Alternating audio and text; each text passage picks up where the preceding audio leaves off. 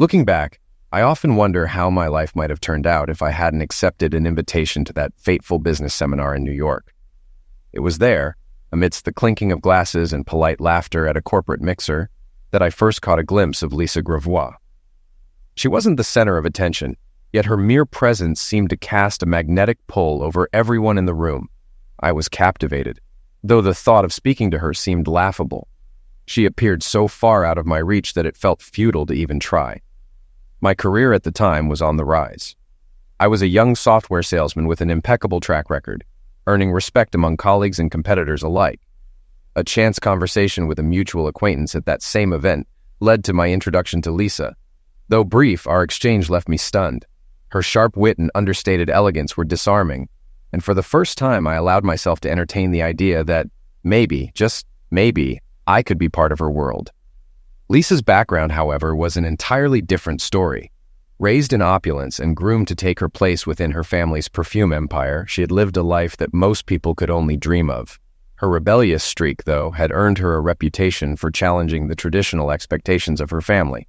While her brothers seamlessly fell in line with their parents' vision, Lisa's defiant independence made her both a source of frustration and fascination for those around her. Our courtship wasn't without its challenges. Lisa's parents, staunch in their belief that I wasn't good enough for her, made their disdain abundantly clear. Every dinner, every event, every encounter with her family carried an undertone of judgment. Lisa, to her credit, seemed unfazed by their disapproval, brushing off their remarks with a confidence that left me in awe. It was her unwavering choice to be with me that eventually gave me the courage to ignore their disdain. The prenuptial agreement, as contentious as it seemed at the time, became the linchpin that allowed our union to move forward. Lisa's insistence on a no-children clause surprised me, but didn't deter my commitment to her. I chalked it up to her upbringing.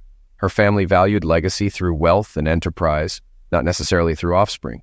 Although I yearned to one day be a father, I set aside my dreams, convincing myself that love would be enough. For 3 years, our marriage was everything I'd hoped for. We traveled the world, attended glamorous events, and lived a life of luxury that still felt surreal to me. Yet, beneath the glittering surface, cracks were forming. Lisa's frequent absences for work began to take a toll on our connection.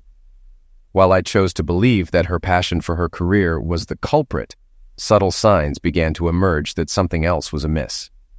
It wasn't until I stumbled upon a photograph in a newspaper gossip column that I realized just how much of our life together had been built on half-truths and hidden secrets.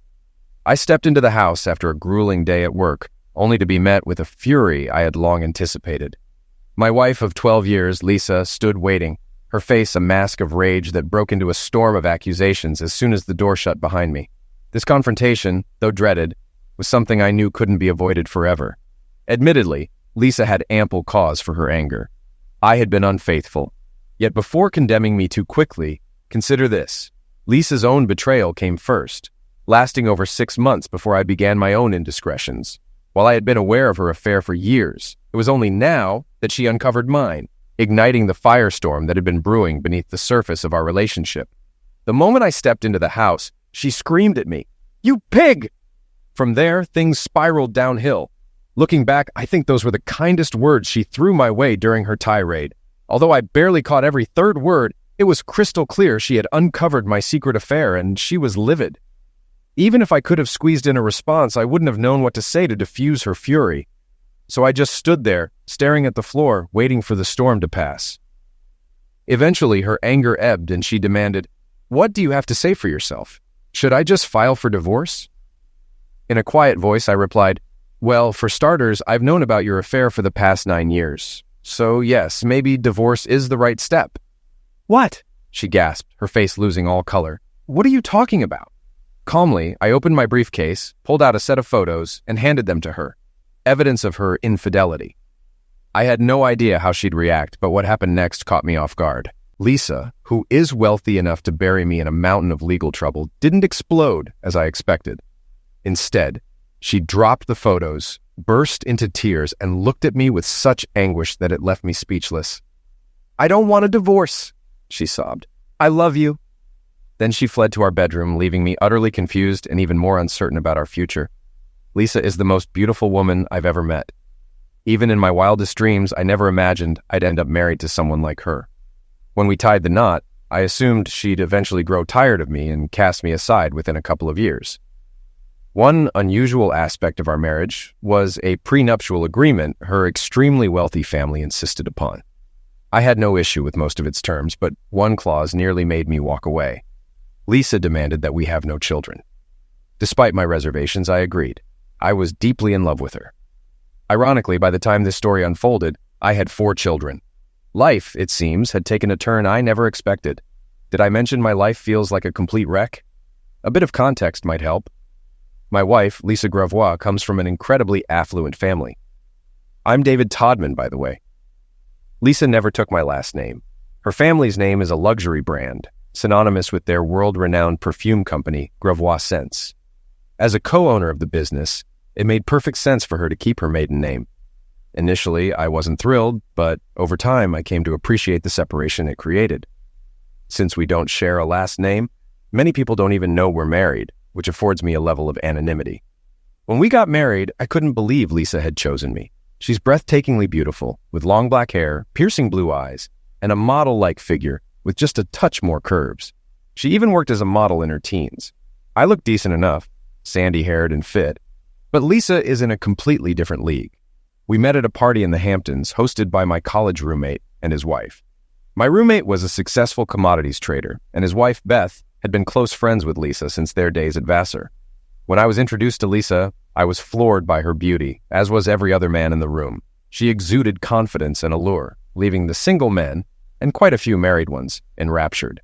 But I knew she was out of my league, so I didn't linger. Instead, I mingled with other women at the party, following a friend's advice. Stick to women in your league, or you'll waste your time chasing someone who's about to leave with someone else. Yet no matter where I went, Lisa seemed to appear by my side. At first, I thought it was coincidence. By the 4th time, it was obvious she was interested in me. While I was flattered, I also felt uneasy. I assumed she was just looking for a fling and would discard me when the novelty wore off. I wasn't keen on being someone's temporary plaything, and yet, here we are, 12 years later, with a marriage that feels like it's on the verge of collapse. Maybe this was her plan all along, but I didn't let myself dwell on it. After that party, though, Lisa began pursuing me relentlessly. Look, I'm a decent guy, but what could someone like Lisa Gravois possibly want with me? I was just a software salesman, not that I wasn't good at it. In fact, I excelled at my job and had worked my way up to a senior sales director position in just 4 years, earning a respectable $5,000 a month. But that was pocket change compared to Lisa's income. She brought in $40 million a year before bonuses. So naturally, I assumed she was toying with me. Ironically, my aloofness seemed to make her more determined. She was relentless, and after 4 weeks of persistence, she finally convinced me to go out with her. It took 6 months before we slept together and over a year before we tied the knot. Our wedding was a jaw-dropping display of extravagance. 600 guests attended, and I heard the whole affair cost about $6 million. Unsurprisingly, her family insisted on a prenuptial agreement. Lisa was clearly uncomfortable broaching the subject, but I had no objections. I understood their reasoning. Besides, I wasn't after her money. I made a decent living on my own. Still, when I agreed to sign, Lisa seemed overjoyed. She admitted her family would cut her off if she married me without one, but as she assured me, she was determined to marry me no matter what. That didn't stop me from wondering how long our marriage would last. The prenuptial agreement stipulated that if we divorced within the first 3 years, I'd receive only $500,000. I couldn't believe the word only was used in reference to $500,000. The terms improved slightly after that. For every additional year we stayed married beyond 3 years, I'd earn another $500,000, prorated if necessary. Additionally, neither of us could claim any of the other's assets in the event of a split. All that aside, the best part of the deal was that I got to be with the most stunning woman in the world, and if she decided to kick me out, at least I wouldn't leave empty-handed. One of the most unusual clauses in the prenup was an agreement that we would not have children. Although I eventually accepted it, this condition didn't sit well with Lisa's parents. But Lisa's relationship with them was strained, to say the least. She told me they barely interacted outside of board meetings and that they preferred her brothers. Lisa had already clashed with them about the no-kids rule long before we met, so their disapproval wasn't a shock. Unsurprisingly, we've had little to do with them over the years. On the rare occasions when Lisa's parents visited, it was uncomfortable. They looked at me like I was less than nothing. For the first 3 years of our marriage, though, life was amazing. I truly believed Lisa loved me during that time, but shortly after our 3rd anniversary, I discovered she was having an affair. Our relationship had always been unconventional. Lisa traveled extensively for work, about a week out of every month. Early on, I sometimes accompanied her on these trips, but those opportunities became rarer as time went on. Occasionally, she'd be home for several consecutive weeks, but those stretches were the exception. Yet, whenever she returned from a trip, she was insatiable, and our intimate life remained passionate. The truth began to surface when I saw a photo in the gossip section of the newspaper. Lisa's celebrity status often landed her in these pages, so I scanned them regularly. One day, I nearly missed it, a photo from a party in Paris. In the corner of the image, I spotted someone who looked like Lisa. I grabbed a magnifying glass to be sure. Why was this such a big deal? Because Lisa was supposed to be in Japan on business at the time. There could have been a logical explanation, maybe a last-minute schedule change. But I couldn't shake the feeling that something was off, and I needed answers. When we first got married, Lisa suggested I quit my job to travel with her full-time. I refused, telling her I didn't want to be financially dependent. Eventually, she stopped asking. One perk of being married to someone like Lisa was access to endless resources, but I avoided using her money, knowing how closely she tracked her finances. Thankfully, I had my own income, which I mainly spent on gifts for Lisa, an exhausting challenge given that she already had everything. As my suspicions grew, I became consumed with worry. Sleep and food were afterthoughts. I needed clarity. Using my own funds, I hired a private investigator. I chose a firm in St. Louis, one I knew Lisa's company had never worked with. By this point, Lisa's travel schedule had increased. She was away about 2 weeks each month. Oddly, despite her absences, our physical relationship remained fiery. She seemed genuinely upset whenever she had to leave and overjoyed upon returning. For a while, I almost convinced myself I was imagining things. But deep down, I knew something wasn't right. A month later, I received the investigator's report, and it hit me like a ton of bricks. The truth was devastating. The report confirmed that Lisa's lover was Gerard Lovell, whose family held a powerful legacy in European banking. The Lovells owned a network of banks, and Gerard served as president of their holding company. He and Lisa had known each other since childhood, and at one point, everyone assumed they'd marry. But their relationship ended. Lisa married me, and Gerard tied the knot with Teresa Apopoulos, the daughter of a Greek shipping magnate. Together, Gerard and Teresa had 3 children. The report went into painful detail. Apparently, Gerard and Lisa had split because Gerard wanted children, and Lisa adamantly didn't. His family had even threatened to disinherit him if he agreed to her terms. Then I read something that made it all click. Gerard's wife had passed away 6 months earlier. With Teresa gone, nothing was stopping Gerard and Lisa from reigniting their relationship. For 5 days, I was a mess, trapped in a fog of sadness and confusion. Gerard had been Lisa's first love, and it was clear their connection had been reignited. What I couldn't understand was why Lisa hadn't left me. Whenever she came home, she was all over me, loving, attentive, even passionate. If I hadn't known better, I would have believed she truly cared for me. She seemed overjoyed to see me, and our time together in bed was as intense as ever. But as messy as things already were, they were about to get worse.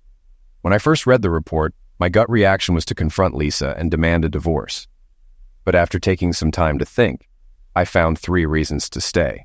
First, I was still in love with Lisa, despite everything. Second, our physical relationship was undeniably amazing.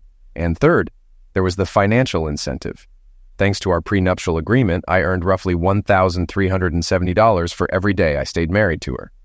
From a purely practical standpoint, it wasn't a bad deal. I decided to hold off on making any decisions until Lisa returned from her next trip. In the meantime, a reckless thought began to take root. If she was cheating on me, maybe I should do the same. Even then, I wasn't sure I'd actually go through with it. As I mulled over my options, Thelma Johnson, one of my sales associates, came into my office. Thelma was attractive, maybe an 8.5 compared to Lisa's 11. She had a great figure, a kind demeanor, and was an excellent salesperson. Recently divorced, she'd caught her husband cheating, but didn't seem particularly heartbroken about it. "You've been off all week," Thelma said. "Anything I can help with?" I liked Thelma and respected her work ethic. That day, I decided to open up to her. "I just found out Lisa's been cheating on me," I admitted. I don't know whether to confront her or just ignore it. "Easy," Thelma replied bluntly. "Divorce her and move on." "It's not that simple," I countered. "I signed a marriage contract. For every year I stay married, I get $500,000. That's about $1,400 a day, not exactly chump change. I laid out the other perks of being married to Lisa. Luxury cars, designer clothes, lavish parties, private jets. Thelma listened thoughtfully and promised to think it over. The next day she returned to my office, shut the door, and sat across from me. "I think I've got a solution to your problem," she said. "Oh? And what's that?" I asked, curious. "Stay married to Lisa," Thelma suggested, "but with a twist." I raised an eyebrow, amused. "A twist? Do tell." She smiled knowingly. "Stay married, but have an affair." I started to interrupt, but she held up a hand. "Hear me out," she said. "Just let me explain." I leaned back in my chair, gesturing for her to continue. "All right, Thelma, the floor is yours." "You're torn for 2 reasons," she began. "First, you still love Lisa, even after what she's done. Second, you want children, something Lisa will never give you. Having an affair alone won't solve that. Sure, you could get a mistress pregnant, but that would blow up your marriage." I nodded slowly. "True. So what's your point?" She hesitated for a moment before dropping her bombshell. "I think I could be the solution," she said, flashing a warm smile. I blinked. "What? Are you saying you want to be my mistress?" "Not just your mistress," she replied with a sly grin. "I want something more." I frowned, unsure of where this was going. "I'm not sure I like the sound of this." "Just hear me out," she insisted. I motioned for her to continue. "David, you've known me for years. Longer than you've known Lisa," Thelma said. "You've always thought Lisa was out of your league, but I never saw it that way. She's lucky to have you, and she's an idiot to risk losing you. But since she's made her choice, I'm not going to let this chance slip by." She took a deep breath before continuing. "I've always been attracted to you, but I knew I couldn't compete once Lisa entered the picture. Now, though, things are different. You want children, and I want children. Lisa has hurt you, and I want to help you heal. Here's my proposal. Become my lover. I'll keep things discreet so you can stay married to Lisa, but I'll give you the children you've always wanted. You get to keep your life with Lisa and fulfill your dream of being a father. We both win." I stared at her in stunned silence as she awaited my response. I won't lie. I was both shocked and intrigued by Thelma's proposal. It sounded absurd, but part of me couldn't help being drawn to the idea. Still, I could see potential challenges, and I began to lay them out. "First, thank you for even suggesting this," I said sincerely. "I'm genuinely flattered. It's far more than I could ever expect. But there are some issues. Finances could be complicated. Then there's raising and naming children. And what if down the road you decide you want to get married?" Thelma nodded. "I thought about those problems too, but I think I have solutions. Financially, I own my house, and all I'd ask is that we split the cost of raising the children. Your name would be on their birth certificates as their father, but unless you want otherwise, they'd take my last name. As for marriage, I don't see myself wanting that again, but I'm realistic enough to know I can't predict the future. So I'd suggest we draft a written agreement with a clause allowing either of us to end things with 6 months' notice. If I get married, you'd have the right to decide on custody. If you terminate the agreement, I'd keep custody, but you'd still have generous visitation rights. Either way, you'd always be recognized as their father." We sat in silence for a while, each processing what the other had said. Eventually, I broke the quiet. "I have to admit, your offer is intriguing, but I'm not ready to commit to anything like this yet. How about we start by going on a few dates and see if we're compatible?" Thelma agreed, and we began casually dating. Our first few outings were simple, dinner and dancing. Later, we added theater trips to the mix.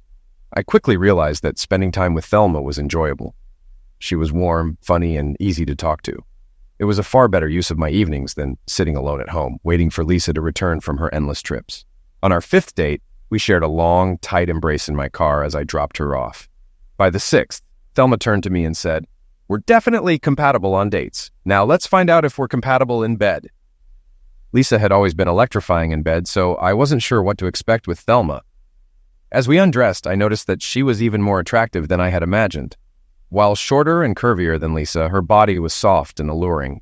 That night, we didn't stop at just 1 round, or even 2. By the time I went home, I expected to feel guilty about cheating on Lisa. But I didn't. If anything, my time with Thelma soothed my bruised ego. The next day, Thelma strolled into my office, radiant. She closed the door, walked around my desk, and kissed me passionately. I think last night proved we're compatible. So what's the next step? Grinning, I replied, why don't you find a lawyer, not connected to this company or leases, to draft an agreement? Then we'll take it from there. She beamed. I know just the person, my brother Tim. He's a great lawyer and someone I trust completely. He even warned me not to marry my ex-husband. With that, Thelma left, and I returned to work. Over the next few days, I thought less and less about her proposal. Since she didn't bring it up, I assumed she had decided against it. Honestly, I wasn't planning to revisit the subject either. By then, I was leaning toward divorcing Lisa outright and accepting the financial hit. At least I wouldn't end up like so many other husbands, financially ruined. I knew I'd still walk away with a decent amount. 2 weeks later, Thelma surprised me by walking into my office and placing a completed contract on my desk. Take your time reviewing it, she said. Make any changes you want. If we both agree, we'll sign it in front of my brother. We'll have witnesses and a notary. I was stunned. She hadn't mentioned the idea since our night together, and we hadn't gone out since then either. I'd assumed the whole plan was off the table. Yet now, here it was, an actual agreement in black and white. Almost instantly, my thoughts shifted back to the idea of taking Thelma as my mistress and having children with her. Tim, her brother, turned out to be incredibly thorough. He brought up questions Thelma and I hadn't even considered. One, in particular, struck me deeply. What would happen to the children if something happened to Thelma or me? The question sent a chill down my spine. Tim, however, had a clear solution. If Thelma passed away, he and his wife would raise the children unless I wanted custody. If I was still with Lisa and chose not to take full custody, I'd still have unlimited access to the children, and they'd be informed that I was their father. If I died, the children's last names would be changed to mine, and my assets would be placed in a trust for them until they turned 25. As I read through the agreement, I realized how serious Thelma was. For the first time, the idea of building a life with her and creating a family began to feel real. I was still wrestling with my decision when Lisa mentioned on Monday that her travel schedule would increase next year. That was the final push I needed. The very next day, I told Thelma to schedule a meeting with her brother Tim to finalize things. Tim, a sharp and pragmatic attorney, approached the meeting with a professional demeanor, though it was clear he deeply cared for his sister's happiness. "David, you're a lucky man," Tim said, shaking his head with a wry smile. "Your wife is stunning, and my sister's gorgeous too. I'd say you've hit the jackpot." I laughed, but Thelma gave her brother a look. "Tim, don't forget that Gloria is a fantastic woman, and you're lucky to have her." "I know," Tim replied, chuckling, "but a deal like this? Even Gloria would be jealous. Just kidding. She's more than enough for me." Satisfied with his response, Thelma smiled, and we returned to the matter at hand. One part of the agreement stipulated that Thelma and I would plan our intimate encounters around Lisa's business trips, adjusting early on to align with Thelma's most fertile periods. At the office, Thelma and I maintained a strictly professional relationship. She even openly told colleagues she was done with dating and planned to have a child through artificial insemination. 3 months after we first slept together, Thelma called to tell me she was pregnant. We maintained a physical relationship during her pregnancy, as best as her condition allowed. When Thelma went into labor, I couldn't be there, as Lisa was home. Still, I rushed to the hospital as soon as possible to meet my son, Gavin, whom we had named after her grandfather. 18 months later, our daughter Jennifer was born. Shortly after, Thelma asked if she could become a stay-at-home mom, explaining she had saved enough to last 5 years, until both children were in school. I was thrilled and offered to cover her mortgage and utilities through a fund I'd quietly set aside. We hadn't planned on having another child, but during one of Lisa's trips, Thelma miscalculated her ovulation period. Tearfully, she called to tell me she was pregnant again. She feared I'd be angry, but I reassured her that I loved her and all our children. This time, I was lucky enough to be present in the delivery room when Scotty was born. I was so overjoyed that I floated on cloud 9 for days. Before Scotty's birth, Thelma and I agreed it was time to prevent more pregnancies. After some discussion, we decided to leave it to a coin toss. Thelma would have her tubes tied if it landed heads, and I'd get a vasectomy if it was tails. The coin came up heads, and Thelma underwent the procedure. For a while, life seemed to settle into a comfortable rhythm. Then Lisa's travel schedule was abruptly cut back. This threw a wrench into my arrangements with Thelma. If Lisa wasn't traveling to see Gerard, I felt hypocritical sneaking away to see Thelma. As nonsensical as it seemed, the change disrupted everything. When Lisa canceled her trip, She appeared genuinely happy, which made me feel relieved. Thelma, however, was thrilled at first. But as the weeks passed, both women began to grow increasingly frustrated. Lisa wanted to spend more time together, insisting we needed to reconnect. Meanwhile, Thelma was upset that we hadn't been intimate in nearly 6 weeks. Although I continued to sleep with Lisa, my guilt often affected my performance. My life was unraveling, and I felt powerless to fix it. Then one evening, I came home to discover that Lisa had found out about my infidelity. She confronted me, and instead of denying it, I finally said, "You're right. Maybe we should just get a divorce." Lisa's reaction shocked me. She stared at me, then burst into tears. "I love you. I don't want a divorce," she cried before running to the bedroom. I followed her, confused. When I found her lying face down on the bed, sobbing, I sat beside her and pulled her close. "You were right, Lisa," I said gently. "We've been drifting apart for years. I thought you wanted a divorce." "No," she choked out. "I don't want that." "Then why bring it up?" I asked, completely baffled. "I thought it would wake you up, make you realize we need to fix our marriage," she admitted between sobs. "Oh," I murmured, struggling to find the right words. Finally, I confessed. "Lisa, I've known about your affair with Gerard for years. I assumed you were ready to leave me and be with him." Lisa gasped, her face pale with shock. "Oh my God," she whispered. "Why didn't you ever say anything?" "At first, I was so hurt that I was ready to confront you and ask for a divorce," I admitted. "But over time, I realized I'd only hurt myself financially, and honestly, I still loved you. But the pain was overwhelming, and I was almost ready to file for divorce. Then someone at work gave me another idea." Lisa's tear-streaked face showed pure bewilderment. She had no idea I knew about her affair or that I had been unfaithful myself. "So you have a mistress," she said quietly, her voice breaking. "You're cruel. Get out of here and leave me alone." For the first time, I realized the full scope of the damage we had done to each other. With every passing moment, the situation grew more surreal. Why on earth was Lisa furious with me for having an affair when she was the one who started hers? Taking this as my chance to escape the madness, I decided to spend some time with Thelma and the kids. When I arrived at Thelma's, she pulled me into the bedroom before I could even explain what had happened. Afterward, we finally talked. "I thought you'd lost interest in me," she admitted softly. "With Lisa being home all the time, I started convincing myself that I didn't need you anymore. But honestly, I was going crazy thinking about life without you." I filled her in on the strange encounter with Lisa and her emotional outburst.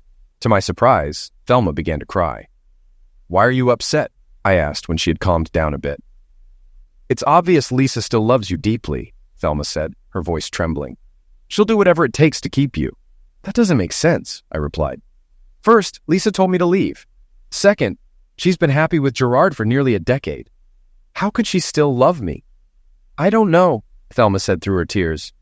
"But something's changed, and she clearly doesn't want to let you go. It's not fair. She's the one who left you, and I want you." Nothing about the situation made any sense anymore. In the face of it all, I kissed Thelma, made love to her again, and tried to clear my mind.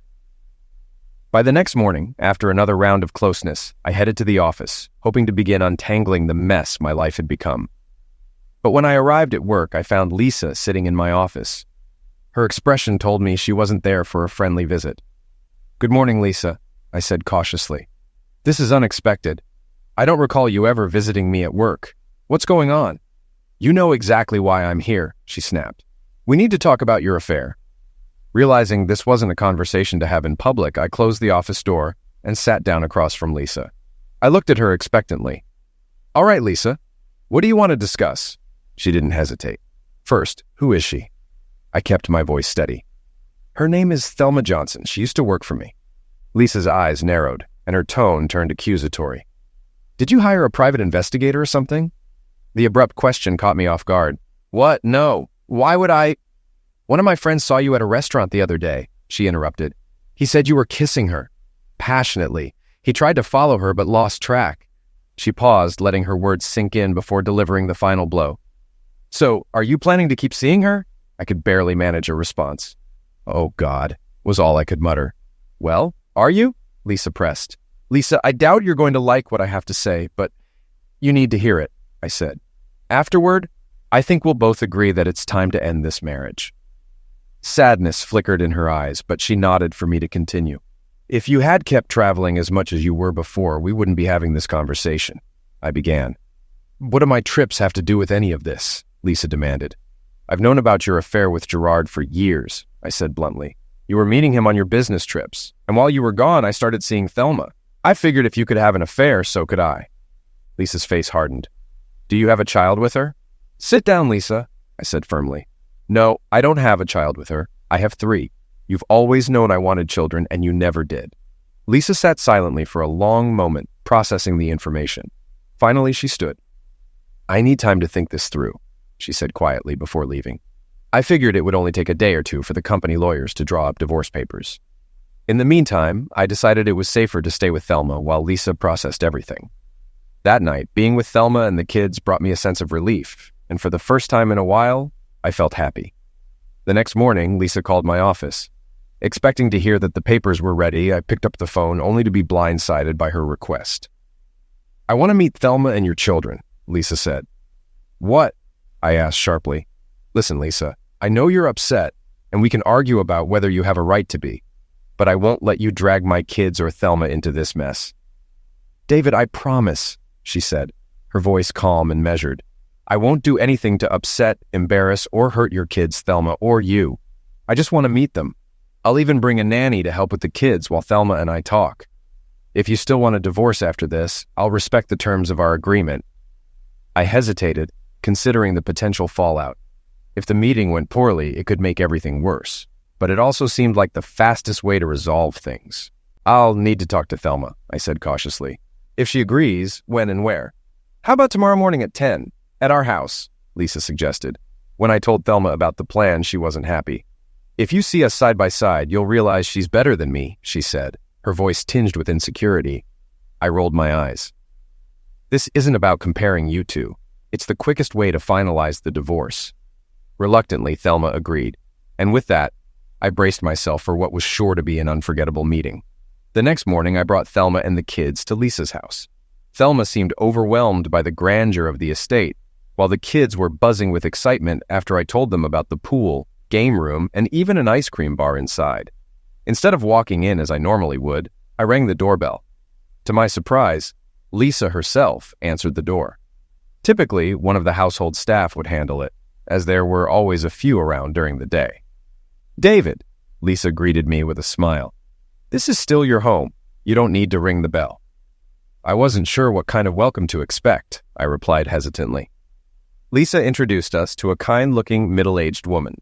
This is Helen, the nanny. She'll take the kids to the pool while we talk. We'll sit in the kitchen where we can keep an eye on them. In the kitchen, Lisa offered drinks. I wanted whiskey, but settled for a Pepsi, given the circumstances. Thelma asked for water, and Lisa poured herself a glass of wine.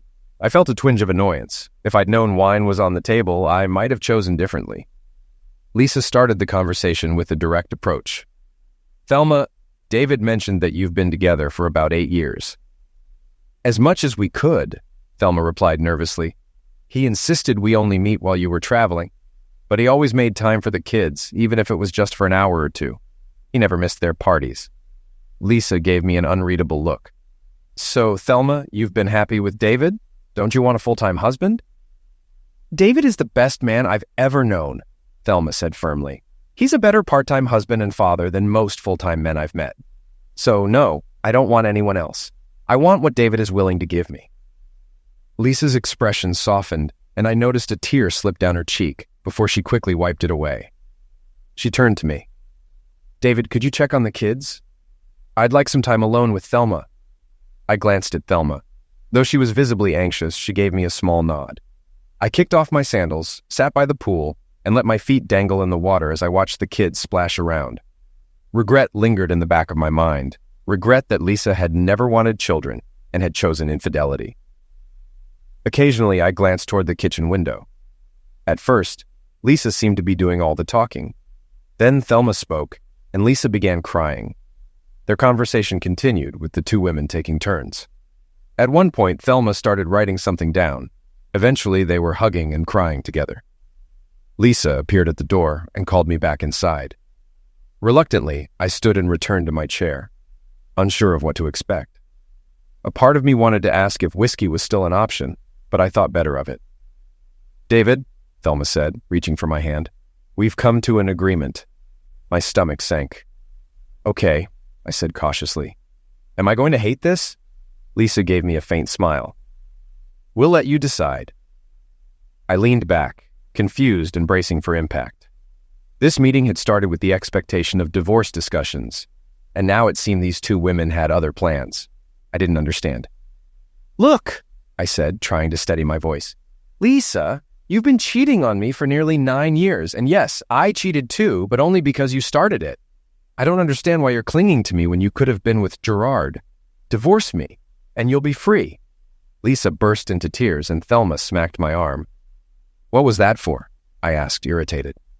"Gerard is dead," Thelma said quietly. "Oh," I stammered, feeling like an idiot. "I had no idea. I'm sorry." Lisa took a deep breath, wiping her eyes. "David, you're right. I cheated. Gerard was my first love, and I thought I'd moved on until I met you.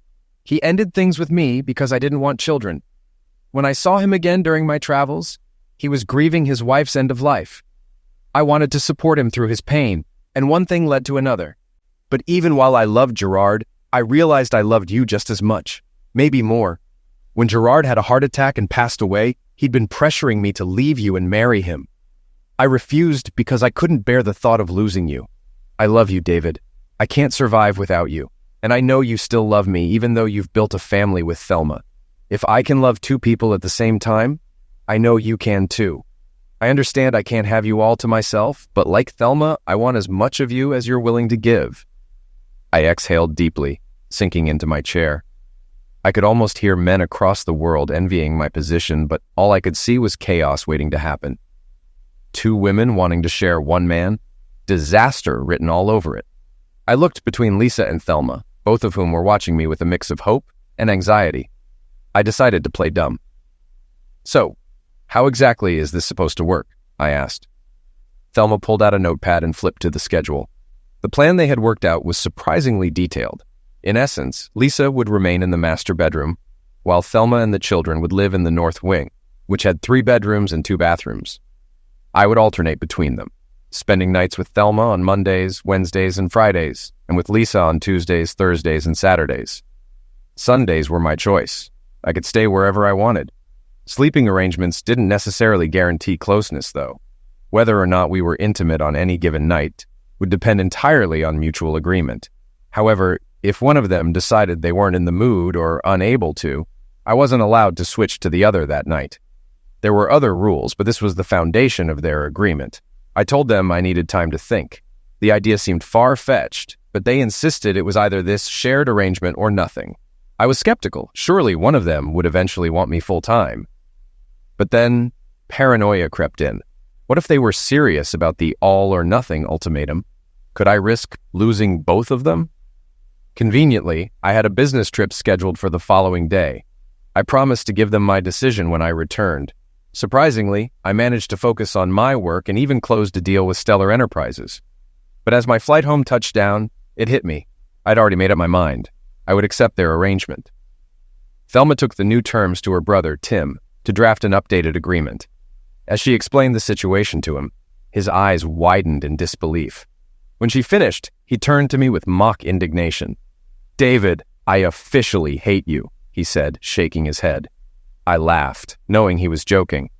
"You could always find yourself a mistress," I quipped, earning a sharp slap on the arm from Thelma. "Not a chance," Tim replied with a chuckle. For the first 7 months, the arrangement worked surprisingly well. My bed life didn't necessarily become more intense, but it was consistent. I was intimate with one or both women 3 to 5 times a week. With Helen, the nanny, taking care of the kids during the day, Thelma returned to work in my office. Lisa, initially wary of this, resolved the issue by offering Thelma a better-paying job with excellent benefits. Thelma now worked for Lisa and seemed genuinely happy with the arrangement. But then, just shy of the 7-month mark, I came home one evening to find both women waiting for me in the dining room. They said there was an issue with the agreement that needed amending. My stomach sank. What now? I thought. Little did I know things were about to take another wild turn. Lisa spoke first, wasting no time. "David, I want to have a baby," she announced. I was stunned. Of all the possible topics they could have raised, this was the last thing I expected. Lisa wanting a child? It felt like I had stepped into an alternate reality. Lisa continued, her voice softer now. I know I always said I didn't want children, but watching you with Thelma's kids changed something in me. I see how much joy they bring you, and I want that too. I want to experience that love. All I could manage was a week. Okay. Apparently that was the magic word.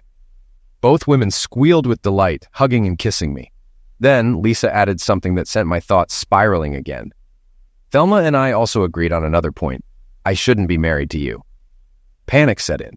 Were they planning to kick me out after Lisa had her baby? I'd known they were close, but was this their plan all along?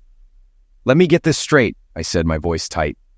You want me to get Lisa pregnant, and then you're both going to kick me to the curb? If that's your plan, just say so. But don't think for a second I'll let you cut me off from my children. What? Thelma exclaimed, her voice rising in shock. No, David, that's not it at all. Lisa quickly chimed in, her face flushed with embarrassment. I must have explained it badly. That's not what we meant at all. Thelma threw her arms around me. I love you, David. I'd be devastated if you left. And I feel the same way, Lisa added, tears streaming down her face. Then what are you talking about? I asked, exasperated, because none of this makes sense to me. Lisa reached for my hand. Let's all have a drink and calm down. Once we've had a moment, I'll explain everything more clearly. I promise we'll respect whatever decision you make. After my first shot of whiskey, I asked, Lisa, are you sure about wanting a child? This is a big shift for you. Lisa admitted that spending time with Thelma's kids had awakened a maternal instinct she hadn't realized she had. She couldn't ignore the desire any longer. The new agreement would adjust my time with her to prioritize her fertility cycles. 4 months later, Lisa was pregnant, and eventually she gave birth to a beautiful baby girl named Charlotte. She had Lisa's striking eyes and my smile. Thelma and the kids adored her. As for the divorce, it turned out to be part of their elaborate plan to ensure Thelma's children would face no stigma. Lisa proposed that I divorce her after Charlotte's birth and marry Thelma. Once married, Lisa would use her considerable resources to retroactively adjust records, making it appear as though Thelma and I had been married when our children were born. Later, Thelma and I would divorce, and Lisa and I would remarry. If this sounds confusing, imagine how I felt living it. Shortly after Charlotte's birth, I finalized my divorce from Lisa and married Thelma. Somehow, Lisa secured the necessary documents and made everything appear seamless. When I asked why they didn't just alter the records without going through the motions, they simply replied, "That's a woman's business." I didn't argue. The only downside to Lisa having a baby was that her parents now visited more frequently to see their granddaughter. It added a new layer of complexity, as I was sure they didn't buy Lisa's story about having an assistant always present. Their curious glances confirmed as much. And the kids? When they were young, they didn't think much of our unconventional family setup. As they grew older, we explained that their mothers were close friends and that I had been married to each at different times. The finer details, those could wait until they were adults. In the end, our family wasn't traditional, but it worked, for now. The complexity of human emotions often defies simple explanations, and as our unconventional arrangement evolved, so too did the intricate tapestry of our lives. From the outside, our lives resembled a modern fairy tale wrapped in drama, but the reality was far more nuanced. Each chapter brought its own challenges and moments of reflection. Life with Lisa and Thelma was surprisingly harmonious after Charlotte's birth. While the transition to co-parenting between two households with shared custody was unconventional, the arrangement allowed us to embrace an odd sense of balance. Charlotte became the glue that bound us further. With her first smile, giggle, and tentative steps, any lingering tension seemed to dissolve in the sheer joy of watching her grow. Her innocence served as a reminder of what really mattered. In those initial months, we all found new purpose. Thelma delighted in Charlotte's company, often commenting that watching her bond with Gavin, Jennifer, and Scotty felt like healing old wounds. The older children embraced their new sibling wholeheartedly, and their giggles often echoed through the sprawling estate. As for Lisa, motherhood softened her in ways I never imagined possible. She grew more patient and introspective, a transformation that rippled through our lives. Professionally, the arrangement proved mutually beneficial. Lisa and Thelma, once wary of each other, began to collaborate on several ventures, combining Lisa's business acumen with Thelma's practical expertise. What initially began as a business relationship blossomed into a genuine friendship. They often joked that between managing their professional endeavors and our family dynamic, they'd inadvertently created the most efficient partnership imaginable. For my part, I found myself thriving in the supportive environment. The dual dynamic of being a father in two households taught me to compartmentalize and cherish the time I had with each family unit. The arrangement wasn't without its awkward moments, switching between roles of husband to Thelma and ex-husband, but still partner to Lisa. But over time, we all adapted. Even Lisa's parents, once staunchly opposed to our relationship, began to warm to the arrangement, albeit begrudgingly. Their frequent visits to see Charlotte served as an olive branch of sorts, and while they never fully embraced Thelma or acknowledged my other children, their presence added a layer of normalcy to Charlotte's life. The years passed in a blur of birthdays, milestones, and shared victories.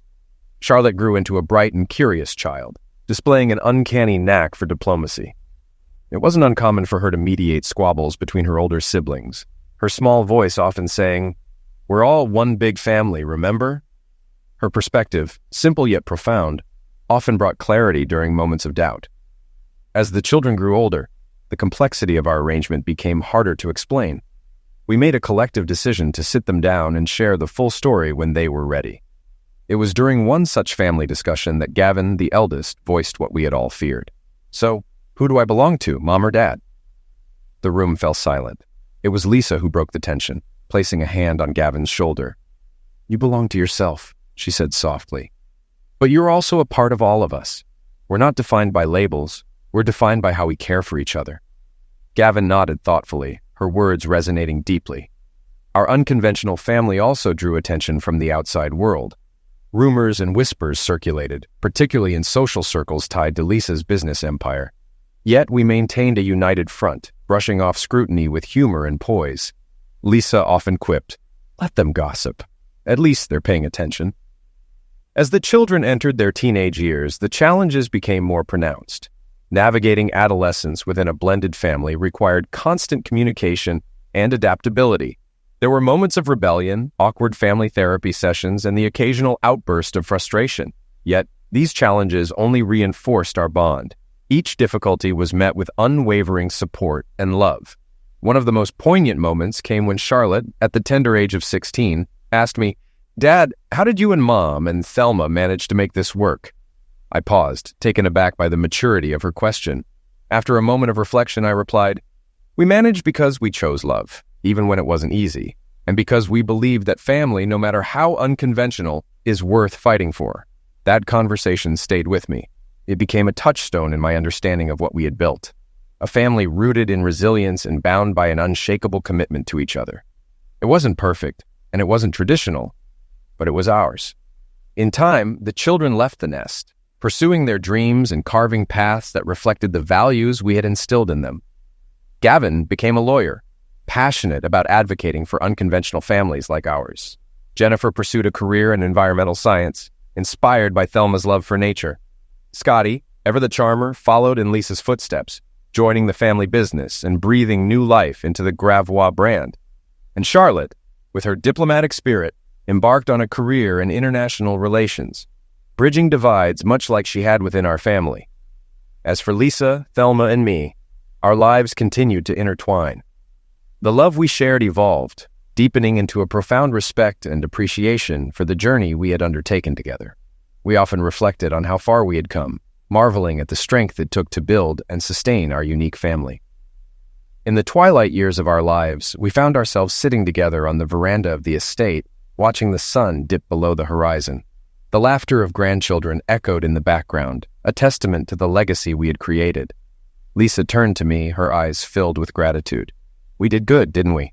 I nodded, smiling. "Better than good. We did extraordinary."